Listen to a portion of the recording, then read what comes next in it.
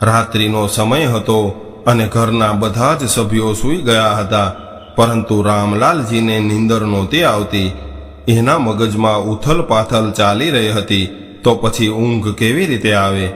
ત્યારે જ તેઓ પથારીમાંથી ઊભા થયા અને કહેવા લાગ્યા કે શારદા, હવે મારાથી આ બધું સહન નથી થઈ રહ્યું, એટલે હું અહીંયા વધારે સમય નહીં રોકાઈ શકું. આપણે તો આપણા દીકરા અને વહુઓ પાસેથી કેટલી બધી આશા રાખી હતી, પરંતુ આપણા દીકરા અને વહુઓએ તો આપણું જીવન હરામ કરી નાખ્યું છે. આપણે અહીંયા આવ્યા એને તો હજુ 1 મહિનો થયો છે, પરંતુ કોણ જાણે મને આ 1 મહિનો 1 વર્ષ જેવો લાગી રહ્યો છે. શારદા, આપણે તો ગામડે ખૂબ સારી રીતે રહેતા હતા. સૂકો રોટલો ખાઈને આપણે આપણું ગુજરાન ચલાવતા હતા, પરંતુ કોણ જાણે શા માટે આપણે આપણા દીકરાના ઘરે આવી ગયા. આપણે તો એવું વિચાર્યું હતું કે દીકરાના ઘરે જઈશું તો આપણા પૌત્ર અને પૌત્રીઓને રમાડીને ખૂબ આનંદથી આપણો સમય પસાર કરશું અને વહુઓના હાથે બનેલું સ્વાદિષ્ટ ભોજન ખાવા મળશે. આટલું કહેતા કહેતા રામલાલ રડવા લાગ્યા અને કહેવા લાગ્યા કે તને ખબર છે શારદા, આપણે આપણા ઘરેથી આવી રહ્યા હતા ત્યારે મને એવું લાગ્યું હતું કે આપણે શહેરમાં ન આવવું જોઈએ, કેમ કે આપણી બંને વહુઓ ખૂબ તેજ મગજવાળી છે અને એ નાના મોટાનું માન સન્માન પણ નથી રાખતી અને ગમે એને મોઢે સીધું જ કહી દે છે. પરંતુ દીકરાના એક વાર કહેવાથી જ આપણે અહીં નરક જેવી જિંદગી જીવવા માટે આવી ગયા છીએ. શારદા, મેં ઘણો બધો વિચાર કર્યા બાદ એવો નિર્ણય લીધો છે કે હવે હું કોઈની વાત નથી સાંભળવાનો અને તું પણ મને અહીંયા રોકાવાનું કહેતી નહીં. 72 વર્ષના રામલાલ પોતાની સ્વર્ગીય પત્નીનો ફોટો જોઈને આવું બધું બોલી રહ્યા હતા. કેટલાય સમયથી જે દુઃખ પોતાના દિલમાં છુપાવીને બેઠા હતા, એ દુઃખ આજે આંસુઓ દ્વારા બહાર નીકળ્યું હતું. કહેવા માટે તો એનો આખો પરિવાર હતો, દીકરા, વહુ, પૌત્ર, પૌત્રી, પરંતુ બધા જ લોકો હોવા છતાં પણ કોઈ એવું નહોતું જે એના દિલની હાલત સમજી શકે. એટલા માટે પોતાની પત્નીના ફોટા સાથે વાત કરીને પોતાનું દિલ હળવું કરી રહ્યા હતા. હજુ તો 1 વર્ષ પહેલાં જ એની પત્ની શારદાબેનનું અવસાન થયું હતું. શારદાબેનના અવસાન પહેલાં રામલાલ અને શારદાબેન પોતાના ગામમાં રહેતા હતા અને ખેતીવાડી કરતા હતા. ગામડે રહીને પણ બંને પતિ પત્ની ખૂબ આનંદથી પોતાનું જીવન જીવી રહ્યા હતા. બંને પતિ પત્ની પોતાની દુનિયામાં ખૂબ ખુશ હતા. બંને દીકરાઓ શહેરમાં રહેતા હતા. એક દિવસ શારદાબેનને છાતીમાં દુખાવો થવા લાગ્યો અને રાત્રે દવા પીને સૂઈ ગયા, પરંતુ સવારે ઉઠ્યા જ નહીં. પત્નીના મૃત્યુએ રામલાલજીના હૃદયને દુઃખ અને પીડાઓથી ભરી દીધું હતું. એને તો એવું લાગી રહ્યું હતું જાણે કે ભગવાને મારું જીવન મારી પાસેથી છીનવી લીધું છે. ત્યારે દીકરા અને વહુ પોતાની ઔપચારિકતા નિભાવીને પોતાના ઘરે જવા નીકળી ગયા, પરંતુ ગામડામાં રામલાલજી એકલા રહી ગયા, જેમણે ઊભા થઈને પોતાના માટે 1 ગ્લાસ પાણી પણ ક્યારેય પીધું નહોતું. આજે એ જ રામલાલ ઘરના બધા જ કામ ખુદ કરવા લાગ્યા હતા. રામલાલજીનું એકલાપણું એટલું બધું વધી ગયું હતું કે એ હવે પોતાની મરણ પામેલી પત્નીનો ફોટો હંમેશા હાથમાં રાખતા અને એ ફોટા સાથે જ વાતો કરતા રહેતા. આવું જોઈને ગામના અમુક લોકો તો એનો મજાક ઉડાવતા, પરંતુ એના પાડોશી એની હાલતને સમજી રહ્યા હતા. એ લોકો જાણતા હતા કે રામલાલજી પાગલ નથી થયા, પરંતુ એ પોતાની પત્ની સાથે વાતો કરીને પોતાની એકલતા દૂર કરી રહ્યા છે. રામલાલજીની આવી હાલત જોઈને એના પાડોશીઓએ દીકરાઓને ફોન કર્યો અને એની માનસિક સ્થિતિ વિશે વાત કરી અને એને સાથે રાખવાનું કહ્યું. પરંતુ વૃદ્ધ સસરાને પોતાના ઘરમાં રાખવા માટે બંનેમાંથી એકેય વહુ તૈયાર નહોતી, પરંતુ લોકલાજના ડરના લીધે એના દીકરા રામલાલજીને શહેરમાં લઈ ગયા. રામલાલ પણ સ્વાદિષ્ટ ભોજન ખાવાના અરમાન લઈને પોતાના દીકરાઓ સાથે ખુશીથી શહેરમાં આવી ગયા. ત્યારે બંને દીકરાઓએ નક્કી કર્યું કે પિતાજીને આપણે એક મહિનો આપણા ઘરે રાખશું. એટલે પહેલા મોટો દીકરો પોતાના ઘરે લઈ ગયો અને રામલાલજીના મનમાં પણ મોટા દીકરાના ઘરે જવાની ઈચ્છા હતી અને ઘરે પહોંચીને એ વિચારી રહ્યા હતા કે હમણાં જ મારા પૌત્ર અને પૌત્રી મને મળવા આવશે અને મારી સાથે ઘણી બધી વાતો કરશે. પરંતુ થોડી વાર સુધી કોઈ ન આવ્યું. એટલે રામલાલજીએ પોતાના દીકરાને કહ્યું કે બેટા, બાળકો ક્યાં ગયા છે? ત્યારે દીકરો કહેવા લાગ્યો કે પિતાજી, એ બંને તો મુંબઈમાં રહે છે. મેં એને ભણવા માટે મુંબઈ મોકલ્યા છે. ત્યારબાદ ધીરે ધીરે સમય વીતવા લાગ્યો. રામલાલજીએ એવું વિચારીને મન મનાવી લીધું હતું કે દીકરાના ઘરે રહીને 2 સમયનું ભોજન તો મળી રહ્યું છે. દીકરાના ઘરે આવ્યા હતા, પરંતુ એને ઘરમાં કોઈ પણ પ્રકારનું માન સન્માન મળતું નહોતું. દીકરો, વહુ અને વહુની માં આ ત્રણેય સાથે બેસીને અલગ અલગ પ્રકારના પકવાન ખાતા હતા, પરંતુ રામલાલજીને એના રૂમમાં દાળ રોટલી પહોંચાડી દેવામાં આવતી, કેમ કે દીકરાએ એને રૂમમાંથી બહાર નીકળવાની ના પાડી હતી. પોતાના જ દીકરાના ઘરમાં આવી રીતે કેદી જેવું જીવન જીવીને થાકેલા રામલાલ પોતાની પત્નીના ફોટા સાથે વાતો કરીને કહેવા લાગ્યા કે તું જોઈ રહી છો શારદા, આ ઘરમાં ખુદનો બાપ તો પોતાનાપણા માટે અને સારું સારું ભોજન ખાવા માટે તરસી રહ્યો છે, અને આપણો નાલાયક દીકરો એની સાસુને બાજુમાં બેસાડીને અલગ અલગ પ્રકારના પકવાન ખવડાવી રહ્યો છે, એની સાથે હસી મજાક કરી રહ્યો છે. અને હું કંઈક માગું તો વહુ ગુસ્સો કરીને કહે છે કે પિતાજી, આ ઉંમરમાં આટલું બધું ખાતા રહેશો તો તમારી તબિયત બગડી જશે. તો શું આ બધું ખાઈને એની માની તબિયત નહીં બગડતી હોય? એક દિવસ રામલાલ પોતાના રૂમમાંથી બહાર આવ્યા એટલે એને જોઈને વહુ અને એની માં ગુસ્સાભરી નજરે જોવા લાગી. ત્યારે જ એનો દીકરો ઘરની અંદર આવ્યો. એટલે રામલાલજી કહેવા લાગ્યા કે બેટા, હું અહીંયા એકલો રહીને કંટાળી ગયો છું, એટલે મને નાના ભાઈના ઘરે મૂકી જા. કમસે કમ ત્યાં રહીને હું એના બાળકો સાથે મારો સમય તો પસાર કરી શકીશ. આટલું સાંભળતા જ એની વહુ અને વેવાણના ચહેરા પર મુસ્કાન આવી ગઈ અને તરત જ એનો મોટો દીકરો પિતાજીને લઈને નાના ભાઈના ઘરે મૂકી ગયો. ઘણી બધી આશા રાખીને રામલાલ પોતાના નાના દીકરાના ઘરે આવ્યા હતા, પરંતુ નાની વહુ તો મોટી વહુ કરતાં પણ એક કદમ આગળ નીકળી. સસરાજીને પોતાના ઘરમાં આવેલા જોઈને એણે તરત જ પોતાની જેઠાણીને ફોન કર્યો અને કહેવા લાગી કે ભાભી, આપણે તો પિતાજીને એક મહિનો રાખવાનું નક્કી કર્યું હતું, અને હજુ તો 20 દિવસ થયા છે, ત્યાં તો તમે એને અહીંયા મોકલી દીધા. ત્યારે મોટી વહુએ કોણ જાણે શું કહ્યું કે નાની વહુ કહેવા લાગી કે એવી વાત હોય તો અમે પણ એને અહીંયા 20 દિવસ રાખશું અને 21મા દિવસે તમારા ઘરે મોકલી દઈશું. આટલું કહીને નાની વહુએ ફોન મૂકી દીધો. મિત્રો, મોટા દીકરાના ઘરે રામલાલને કમસે કમ એક રૂમ તો મળ્યો હતો કે જ્યાં બેસીને એ આરામથી પોતાની કિસ્મત પર રડી શકતા હતા, પરંતુ નાની વહુના ઘરે તો એ રૂમ પણ ન મળ્યો, અને વહુએ તો એના સ્ટોર રૂમમાં એની પથારી કરી દીધી અને બાળકોને પણ દાદા પાસે ન જવાનું કહી દીધું. હવે બીજા દિવસે રામલાલ ઘરના આંગણામાં બેઠા હતા અને બાળકોને દૂર બેઠા બેઠા જોઈ રહ્યા હતા, પરંતુ બાળકોએ એની પાસે આવીને એના હાલચાલ પણ પૂછ્યા નહીં. બાળકોને પણ ખબર હતી કે કદાચ અમે દાદા સાથે વાત કરશું અને અમારી માં જોઈ લેશે તો એ અમને મારવા લાગશે. એટલે રામલાલ પણ દૂર બેસીને બાળકોને જોઈને ખુશ થઈ રહ્યા હતા. ત્યારે જ વહુ એના દીકરાને કહેવા લાગી કે મારી પાસે આ ફાટેલી 500ની નોટ પડી છે, એ કોઈ લેતું નથી, એટલે તમે આ નોટ લેતા જાઓ અને ક્યાંક વટાવી નાખજો અને મને બીજી નોટ આપી દો, કેમ કે મારે મારી બેનપણી સાથે પાર્ટીમાં જવું છે. અહીંયા રામલાલ પણ પોતાની આદતથી મજબૂર હતા અને એ કંઈક ખોટું થતું હોય એવું જોઈ લે તો બોલ્યા વગર રહેતા નહીં.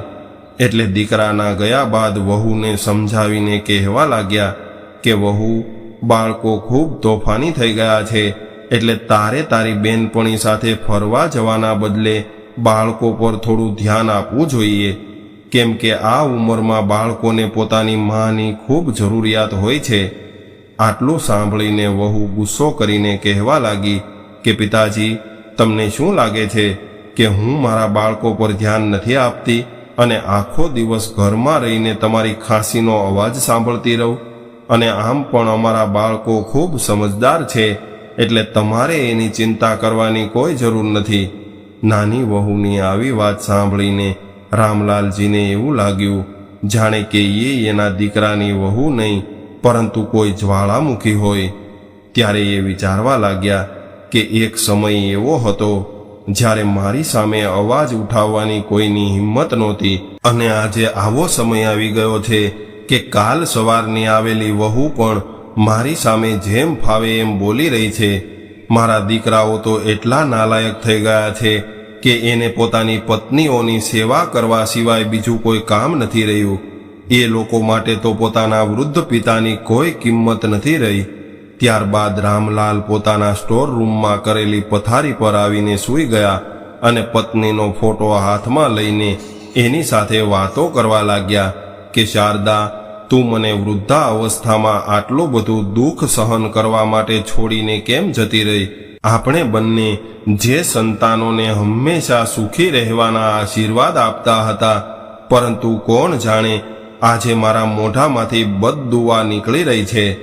જે સંતાનોને આપણે ખૂબ લાડકોડથી પાળી પોષીને મોટા કર્યા, સમાજમાં ઉઠવા બેસવાનું શીખવાડ્યું, આજે એ જ સંતાનોને પોતાના જન્મદાતાની કદર નથી.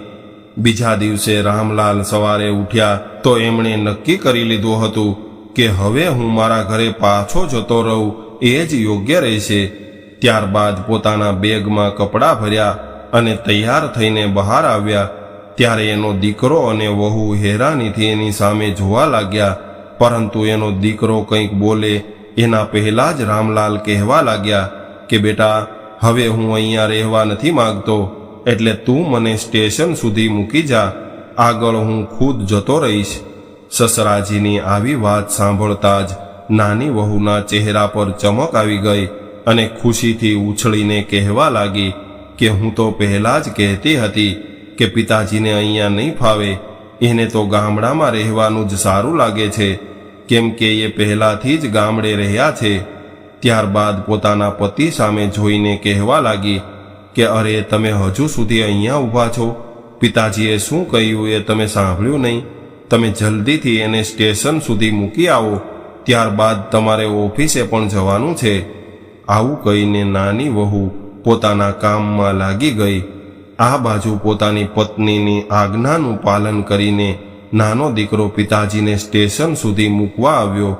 ત્યારે પોતાના ખિસ્સામાંથી 500ની નોટ કાઢીને કહેવા લાગ્યો કે લ્યો પિતાજી, આ પૈસા રાખો, રસ્તામાં તમને કામ આવશે. ત્યારે રામલાલજીએ જોયું તો એ જ ફાટેલી 500ની નોટ હતી. ત્યારે રામલાલજીને થોડીવાર માટે તો એવું લાગ્યું કે આ નોટ દીકરાને પાછી આપી દઉં અને એવું કહી દઉં કે બેટા, તારી આ મહેરબાની વગર પણ તારો બાપ પોતાના ઘરે પાછો જઈ શકે છે. પરંતુ એ હજુ કંઈ બોલે એ પહેલાં જ એના દીકરાએ કહ્યું કે પિતાજી, મોંઘવારી ખૂબ વધી ગઈ છે અને મારો પગાર પણ ઓછો છે, એટલે હું તમને વધારે પૈસા તો નહીં આપી શકું. દીકરાની વાત સાંભળીને રામલાલ પોતાના ગુસ્સાની જ્વાળાને મનમાં જ દબાવીને કહેવા લાગ્યા કે બેટા, અમે તમારા બંને ભાઈઓનું એડમિશન જ્યારે ઇંગ્લિશ મીડિયમ સ્કૂલમાં કરાવ્યું હતું તો એ સમયે ખૂબ મુશ્કેલીથી હું મહિને 3000 રૂપિયા કમાતો હતો, અને એમાંથી તમારા ભણતર પાછળ 1000 રૂપિયાનો ખર્ચો થઈ જતો. એ સમયે પણ મોંઘવારી ખૂબ વધુ હતી, અને એ સમયે તારા મિત્રોની દેખાદેખીમાં તું સારા સારા કપડાની ડિમાન્ડ કરતો, અને એ સમયે મારી પાસે પૈસા નહોતા, છતાં પણ મેં તારી દરેક ફરમાઈશ પૂરી કરી હતી. તું એક વસ્તુ માંગતો ત્યારે હું 2 લાવીને આપતો હતો. પરંતુ દીકરા, એ બધું તને નહીં સમજાય, એટલે જવા દે એ બધી વાતો. રામલાલજીએ આટલું કહ્યું ત્યાં તો એનો દીકરો ટ્રેનમાંથી નીચે ઉતરી ચૂક્યો હતો અને ટ્રેન ધીમી ગતિથી ચાલવા લાગી. બીજા દિવસે એ પોતાના ગામમાં પહોંચ્યા ત્યારે એને થોડો સંતોષ થયો અને પોતાના ઘરે જઈને ખાટલા પર બેસીને શાંતિનો શ્વાસ લીધો. હવે પોતાના ઘરે આવીને એક વાતની શાંતિ હતી કે એ પોતાની વહુઓની ખરી ખોટી સાંભળ્યા વગર આરામથી રહી શકતા હતા. રામલાલ પોતાના માટે ખાવાનું જાતે બનાવી લેતા. આવી રીતે ધીરે ધીરે સમય વીતવા લાગ્યો. હવે વૃદ્ધા અવસ્થાના લીધે એનું શરીર ઢળવા લાગ્યું હતું અને તબિયત ખરાબ રહેવા લાગી હતી. ક્યારેક ક્યારેક પાડોશીઓ એને મળવા આવતા ત્યારે એને દવા વગેરે આપી જતા. શ્વાસની બીમારીના કારણે એની હાલત થોડી વધારે બગડી અને કમજોરીના કારણે એના શરીરમાં પોતાના માટે ભોજન બનાવવાની પણ તાકાત નહોતી રહી. એટલે એ બિલકુલ લાચાર થઈ ગયા અને ભૂખ્યા પેટે પલંગ પર પડ્યા રહેતા. ત્યારે પાડોશીઓએ એના દીકરાને ફોન કરીને જણાવ્યું હતું, પરંતુ પોતાની પત્નીઓના ગુલામ બની ગયેલા બંને દીકરાઓએ પિતાને મળવા આવવાની કોઈ જરૂરિયાત ન સમજી. આ બાજુ ભૂખ્યા પડ્યા રહેવાના કારણે રામલાલની હાલત રોજ રોજ બગડી રહી હતી. હવે તો પાડોશીઓએ પણ એના દીકરાઓને ફોન કરવાનું બંધ કર્યું હતું, કેમ કે દીકરાઓએ તો એવું નક્કી કરી લીધું હતું કે હવે તો પિતાના અંતિમ દર્શન કરવા માટે જ ગામડે જવું છે. એક દિવસ હાલત એટલી બધી બગડી ગઈ કે રામલાલજી બોલવા માટે પણ પૂરી રીતે લાચાર થઈ ગયા. ત્યારે પાડોશીઓએ એના દીકરાઓને ફરીથી ફોન કર્યો અને જણાવી દીધું કે તમારા પિતાજીની હાલત ખૂબ ગંભીર છે, એટલે તમે જલ્દીથી જલ્દી અહીં પહોંચી જાઓ તો એને છેલ્લી વાર મળી શકશો. આટલું સાંભળીને બંને વહુઓના મનમાં એક ખુશીની લહેર આવી અને એ વિચારવા લાગી કે ચાલો હવે રોજ રોજની ઝંઝટથી છુટકારો મળી જશે. આપણને તો આપણા કામમાંથી નવરાઈ નથી મળતી, તો પછી આપણા વૃદ્ધ સસરાની સેવા કોણ કરશે? બીજા દિવસે બંને વહુ પોતપોતાના પતિઓ સાથે ગામડે પહોંચી અને ઘરમાં પ્રવેશ કરતા જ બંનેના ચહેરા પર શોકની લાગણી છવાઈ ગઈ અને બંનેએ જોર જોરથી રડવાનું નાટક ચાલુ કર્યું. જાણે કે સસરાજીની આવી હાલત જોઈને એને ખૂબ વધારે દુઃખ લાગી રહ્યું હોય એવી રીતે રડવા લાગી.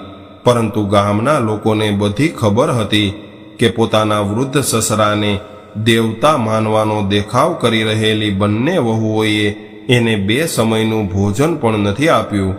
થોડી વાર રડવાનો ઢોંગ કર્યા બાદ જ્યારે ભૂખ લાગી તો પોતાની સાથે લાવેલી અલગ અલગ પ્રકારની ખાવાની વસ્તુઓ લઈને રૂમની અંદર જઈને ખાવા લાગી. આ બાજુ રામલાલજી પલંગ પર પડ્યા હતા અને કંઈક બોલવાની કોશિશ કરી રહ્યા હતા, પરંતુ એ બોલી શકતા નહોતા. અને આ બધું જોઈને એ સમજી ગયા હતા કે વૃદ્ધાવસ્થાની પીડાને આજે હું ખૂબ સારી રીતે મહેસૂસ કરી રહ્યો છું. ઉંમરના આખરી પડાવ પર આવીને મનુષ્યની સ્થિતિ સડકના કિનારે પડેલા કાંકરા જેવી અસ્તિત્વહીન બની જાય છે. એકાએક લોહીના સંબંધો પણ પરાયા બની જાય છે. બીમાર પડેલા રામલાલજીને જોવા માટે પાડોશીઓ અને સંબંધીઓ સવારથી જ આવી રહ્યા હતા અને એ લોકોને જોઈને દીકરાઓ અને વહુઓ રડવાનો અને દુઃખી થવાનો ઢોંગ કરતા હતા.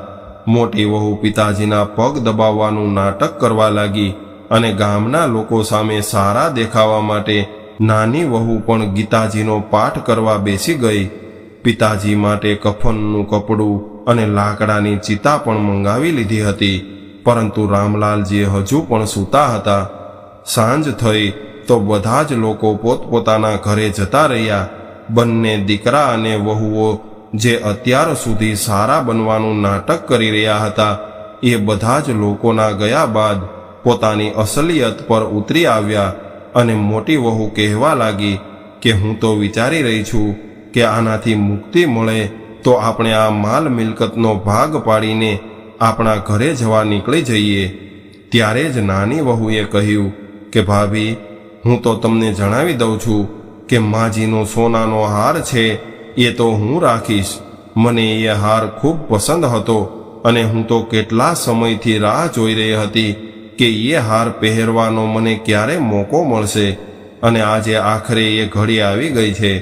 ત્યારે મોટી વહુએ કહ્યું કે કદાચ એ હાર તું રાખીશ તો પછી માજીના બીજા ઘરેણાં વેચીને હું મારા માટે નવી ડિઝાઇનના ઘરેણાં બનાવડાવી લઈશ.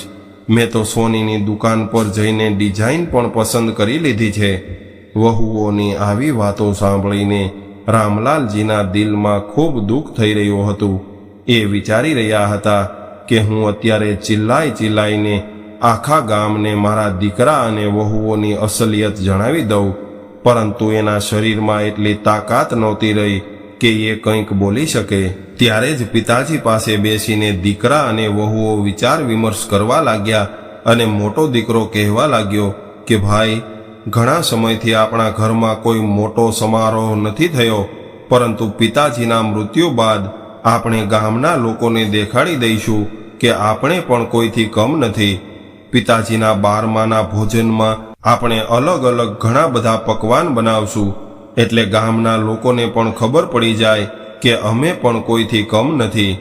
દીકરાની આવી વાતો સાંભળીને રામલાલના મોઢામાં પાણી આવવા લાગ્યું અને મનમાં વિચાર કરવા લાગ્યા કે આ લોકોને મારા 12માના દિવસે ગામના લોકોને આવું બધું ખવડાવવું છે, પરંતુ હું જ્યાં સુધી ખાઈ શકું એમ હતો ત્યાં સુધી મને નથી ખવડાવ્યું. કદાચ આ લોકોએ મને ખવડાવ્યું હોત તો મારી આત્માને શાંતિ મળી હોત. આટલા બધા પકવાનોના નામ સાંભળીને રામલાલના મોઢામાંથી અચાનક એક લાળ નીકળી. ત્યારે નાની વહુ બોલી કે અરે જુઓ તો ખરા, પિતાજીના મોઢામાંથી લાળ પણ વહેવા લાગી છે. અને વડીલો હંમેશા કહેતા હોય છે કે જ્યારે મૃત્યુશૈયા પર પડેલા વ્યક્તિની લાળ નીકળે તો સમજી લેવું કે એનો અંતિમ સમય આવી ગયો છે. હવે તો આ લોકો ખૂબ આતુરતાથી રામલાલજીના મૃત્યુની રાહ જોવા લાગ્યા, પરંતુ આવી રીતે રાહ જોતા જોતા 3 દિવસ નીકળી ગયા. એટલે એના દીકરા વિચારવા લાગ્યા કે આખરે પિતાજીની આત્મા ક્યાં અટકી હશે.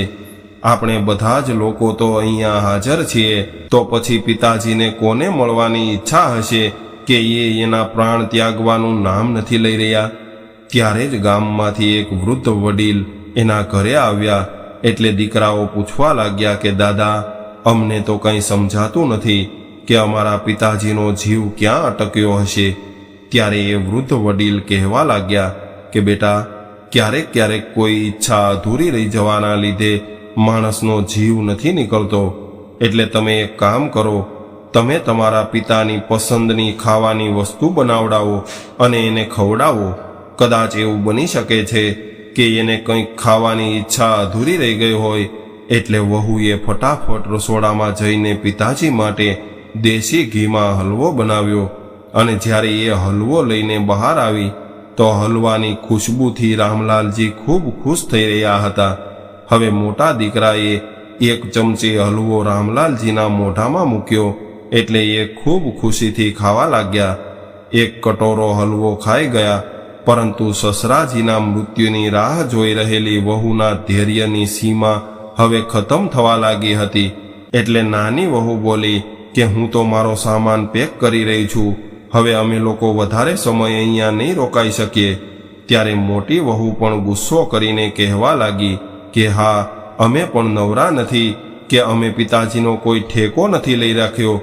અમે તો પૂરા 20 દિવસ એની સેવા કરી હતી, તે તો 1 અઠવાડિયું પણ નથી રાખ્યા. આવી રીતે દેરાણી જેઠાણી બંને લડવા લાગી અને પત્નીઓની સાથે સાથે બંને દીકરાઓ પણ લડવા લાગ્યા. ત્યારે ઘરમાં એવું તાંડવ મચી ગયું કે આખું ગામ તમાશો જોવા પહોંચી ગયું.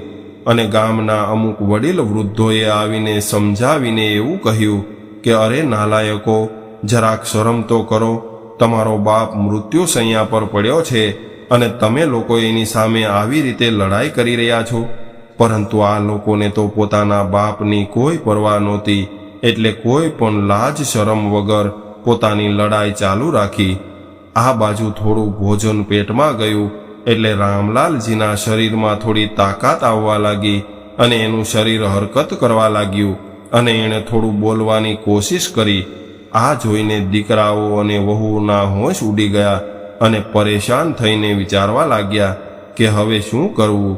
જેમ તેમ કરીને રાત વીતી ગઈ અને જ્યારે સવાર થઈ એટલે મોટા દીકરાએ પિતાને દૂધ સાથે બ્રેડ ખવડાવી દીધી. ચા નાસ્તો કરીને દીકરાઓ અને વહુઓ પોતપોતાના ઘરે જવા માટે તૈયાર થઈ ગયા. ત્યારે ગામના એક વડીલ એને સમજાવવા લાગ્યા કે તમારા માતા પિતાના કારણે જ તમે આજે આ મુકામ પર પહોંચ્યા છો અને હવે તમારા પિતાની સેવા કરવી એ તમારી ફરજ છે, એટલે તમે તમારા પિતાને તમારી સાથે લઈ જાઓ. આટલું સાંભળવાની જ વાર હતી કે નાની વહુ પોતાના પતિને કહેવા લાગી કે મારી એક વાત કાન ખોલીને સાંભળી લ્યો. તમે તમારા બાપને આપણી સાથે રાખવા માટે કોઈ પણ સંજોગોમાં તૈયાર નહીં થતા. એ તો પથારીમાં પડ્યા છે, એટલે હું એની ગંદકી સાફ નહીં કરું. ત્યારે મોટી વહુએ પણ ધીમેથી પોતાના પતિના કાનમાં કહ્યું કે આપણે પણ પિતાજીને આપણી સાથે લઈ જવાની કોઈ જરૂર નથી. જ્યારે બંને દીકરા પિતાજીને પોતાની સાથે લઈ જવા માટે આનાકાની કરવા લાગ્યા તો આ જોઈને રામલાલજીની આંખોમાં આંસુ આવી ગયા અને હાથ જોડીને પોતાના દીકરા અને વહુઓને કહેવા લાગ્યા કે તમે લોકો ખુશીથી તમારા ઘરે જાઓ અને હું અહીંયા કેવી રીતે રહીશ એ હું ખુદ જોઈ લઈશ. પિતાએ આટલું કહ્યું એટલે દીકરાઓ પોતપોતાનો સામાન ઉઠાવીને નીકળી ગયા. 5 દિવસથી ચાલી રહેલા દીકરા અને વહુઓના નાટકનો અંત આવ્યો.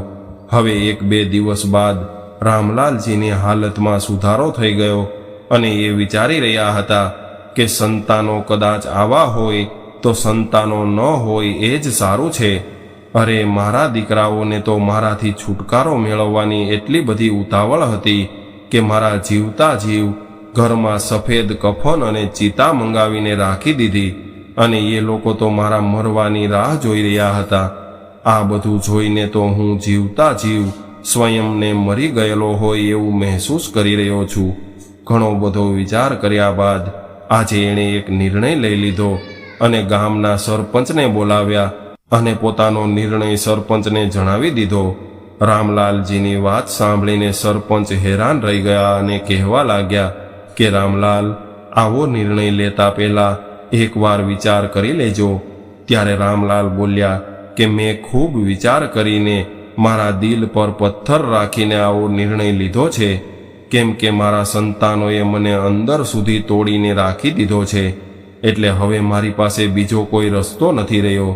ત્યારે ભારે મનથી સરપંચ એટલું બોલ્યા કે ઠીક છે રામલાલ, જેવી તમારી મરજી. ત્યારબાદ 2 દિવસમાં રામલાલજીએ પોતાના નિર્ણયને વ્યવહારિક રૂપ આપી દીધું અને ત્યારબાદ આંસુ ભરેલી આંખોએ એક વૃદ્ધાશ્રમમાં રહેવા જતા રહ્યા. હવે લગભગ 6 મહિના વીતી ગયા અને એક દિવસ ગામના સરપંચે બંને દીકરાઓને ફોન કર્યો અને કહેવા લાગ્યા કે તમારા પિતા પરલોકમાં સિધાવી ગયા છે અને પિતાની જમીન માલ મિલકતમાં બંને દીકરાઓના હિસ્સામાં શું શું આવશે એ વાતનો નિર્ણય તો બંને દીકરાઓએ પહેલા જ કરી લીધો હતો. બટવારાની પૂરી તૈયારી કરીને બંને દીકરાઓ અને વહુઓ ગામડે આવ્યા અને ફરીથી રડવાનું નાટક કરીને પિતાજીના મૃત શરીરને મુખાગ્નિ આપી. હવે પાડોશીઓ અને સંબંધીઓના ગયા બાદ બંને દીકરાઓ અને વહુઓએ પિતાજીના રૂમનો દરવાજો ખોલ્યો અને અંદર જઈને કબાટ ખોલીને જોવા લાગ્યા. પરંતુ કબાટ જોઈને બંને દીકરાઓ અને વહુઓ નિરાશ થઈ ગયા અને કહેવા લાગ્યા કે અરે, અહીંયા તો કંઈ નથી રહ્યું. પિતાજી બધા જ ઘરેણાં અને પૈસા ક્યાં મૂકીને ગયા હશે? અહીંયા તો ફક્ત આપણા બાળપણના રમકડા પડ્યા છે. ત્યારે જ મોટા દીકરાએ એક રમકડું ઉઠાવીને કહ્યું કે ભાઈ, તને યાદ છે આપણે બંને બાળપણમાં આ રમકડાથી રમતા હતા. આ રમકડા સાથે આપણા બાળપણની યાદો જોડાયેલી છે, એટલા માટે માએ આને સંભાળીને રાખ્યા હશે. ત્યારબાદ બંને વહુઓ બધો સામાન એક પછી એક ફેંકવા લાગી, પરંતુ એને કંઈ ન મળ્યું. અંતમાં એને એક થેલી મળી અને એ થેલી ખોલીને જોવા લાગ્યો તો એમાં પૂરા 50,000 રૂપિયા હતા. એની સાથે જ એક ચિઠ્ઠી હતી જેમાં 500ની ફાટેલી નોટ હતી. ત્યારે જ મોટો દીકરો ચિઠ્ઠી વાંચવા લાગ્યો તો પત્રમાં એવું લખ્યું હતું કે દીકરાઓ, આટલી ઉતાવળથી તમે શું શોધી રહ્યા છો? શું તમે તમારી માના ઘરેણાં અને સંપત્તિ શોધી રહ્યા છો? દીકરાઓ, અમારા બંનેની અનમોલ સંપત્તિ તો તમારા બાળપણની આ બધી યાદો હતી જેને અમે ખૂબ સાચવીને રાખી હતી, પરંતુ તમે બંને તમારા જીવનમાં એટલા બધા મસ્ત થઈ ગયા કે તમારા મા બાપને ભૂલી ગયા. તમને ખબર છે દીકરા, કોઈ પણ વ્યક્તિ માટે એના જીવનમાં સૌથી મોટું દુઃખ કયું હોય છે? સૌથી મોટું દુઃખ એ હોય છે કે પોતાના હોવા છતાં પણ પોતાનાથી દૂર થઈ જાય, અને એ પણ એટલા દૂર થઈ જાય કે એનો ખ્યાલ રાખવાનું પણ મગજમાંથી કાઢી નાખે. અને દીકરા, સાચું કહું તો એ સમયે દુનિયાની કોઈ દોલત અથવા સંપત્તિ કામ નથી આવતી. બધી જ સંપત્તિ વ્યર્થ લાગવા લાગે છે. તમારો આ વૃદ્ધ પિતા અંતિમ સમયમાં દરેક પળે પોતાના સંતાનોના સાથ માટે તડપતો રહ્યો, રોતો રહ્યો, પરંતુ તમે તો પારકા બની ગયા. તમે તમારા વૃદ્ધ પિતાનું દુઃખ પણ ન જોઈ શક્યા. બે દીકરા હોવા છતાં પણ મારે મારા અંતિમ સમયમાં વૃદ્ધાશ્રમમાં જઈને રહેવા મજબૂર થવું પડ્યું. આનાથી મોટી શરમની વાત તમારા માટે બીજી શું હોઈ શકે? હવે હું એક વાત જણાવું છું જે જાણવા માટે તમે ખૂબ રાહ જોઈ છે. દીકરાઓ, મારા ખેતરની જમીન અને આ ઘર તેમજ બાકીની બધી જ સંપત્તિ મેં એક વૃદ્ધાશ્રમમાં દાન કરી દીધી છે. જે વૃદ્ધાશ્રમમાં મને મારા અંતિમ સમયમાં સહારો મળ્યો હતો. અને હા, જે 50,000 રૂપિયા તમને મળ્યા છે એ મારા અંતિમ સંસ્કારના ખર્ચા માટે મૂક્યા છે. કેમ કે જે દીકરાઓ મારા જીવતા જીવ મારી જવાબદારી નથી ઉઠાવી શક્યા, એ સંતાનો પર હું મારા મોત પછી પણ બોજ બનવા નથી માંગતો. અને એની સાથે જ એક ચિઠ્ઠીમાં જે 500ની નોટ રાખી છે એ મારા નાના દીકરા માટે છે. દીકરા, તું યાદ કરજે, આ એ જ નોટ છે જે દૂધ અને શાકભાજીવાળા પણ લેવા માટે તૈયાર નહોતા, અને આવી ફાટેલી નોટ તે મને આપી હતી. હવે તો ભગવાન પાસે પ્રાર્થના કરું છું કે જેવું મારી સાથે થયું એવો દિવસ તમારે તમારા જીવનમાં ક્યારેય ન જોવો પડે. પરંતુ દીકરાઓ, પ્રકૃતિનો એક નિયમ છે કે જે કંઈ પણ આપણે કોઈને આપીએ છીએ એવું જ આપણી પાસે પાછું વળીને આવે છે. પત્ર વાંચતા વાંચતા મોટા દીકરાનો અવાજ કાંપવા લાગ્યો, અને નાનો દીકરો પત્રમાં લખેલી વાતો સાંભળીને જોરથી રડવા લાગ્યો. આજે બંને દીકરાઓ અને વહુઓને ખૂબ પસ્તાવો થઈ રહ્યો હતો, પરંતુ હવે ઘણું બધું મોડું થઈ ગયું હતું. તો મિત્રો, આજની સ્ટોરી તમને કેવી લાગી કોમેન્ટમાં જરૂર જણાવજો. અને પસંદ આવી હોય તો વિડીયોને લાઈક, શેર અને નવા હોય તો ચેનલને સબસ્ક્રાઇબ જરૂરથી કરજો. હર હર મહાદેવ.